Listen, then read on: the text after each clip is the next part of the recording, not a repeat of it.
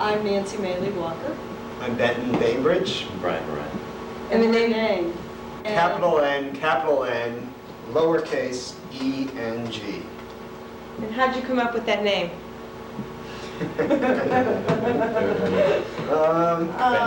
It means no can do. For me, I don't know, I guess the attraction to doing cinema real time has always been that even when I was doing Super 8 films as a kid, I was always really into doing real-time kind of stuff as much as possible. Not so much the stop-motion animation and whatnot. I was always more focused on trying to see what kind of things I could do in real time to make immediate effects. Largely because I was lazy, and I can't understand how people can spend so much time like clicking single frame to create stop-motion animation or cell animation or whatever. And then when I started working with video, my last year of high school, again, it seemed that what was most interesting about working with video was the fact that you could instantaneously get a feedback when you do something, twist a knob, touch a button, zoom in, whatever it may be, the response is immediate. And it was then that I started drifting away from film and into video. This is actually an improv group, so we may come up with an idea, but it's fairly abstract.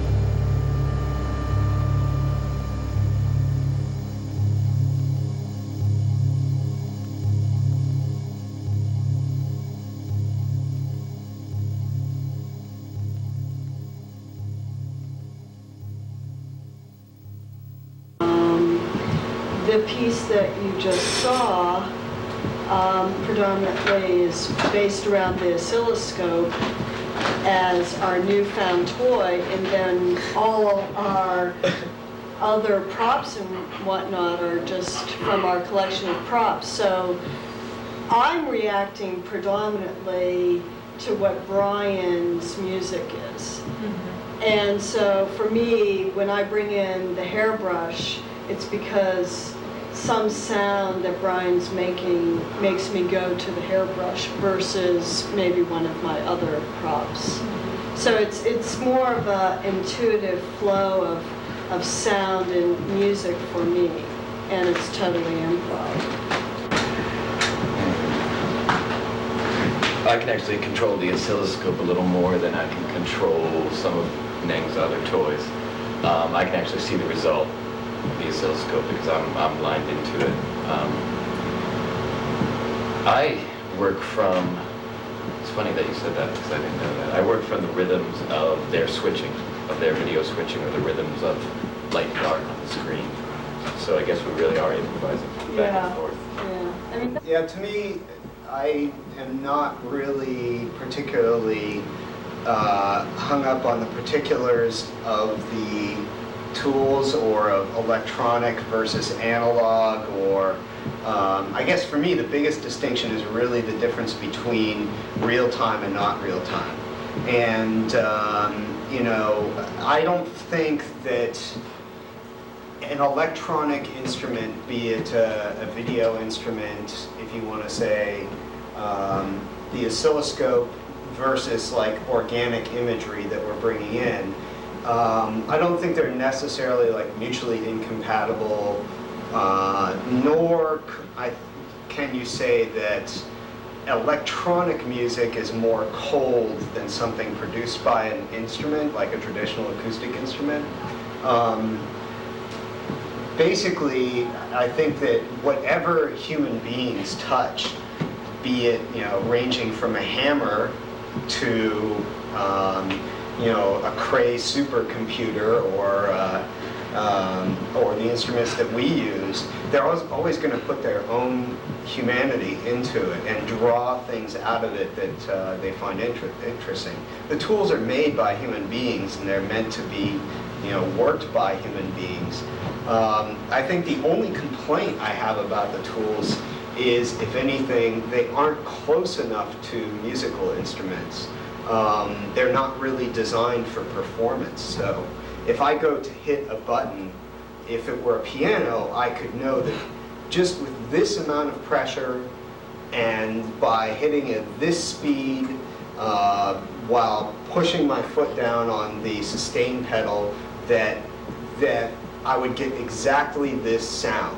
And if I know the piano, I can do it exactly the same every time.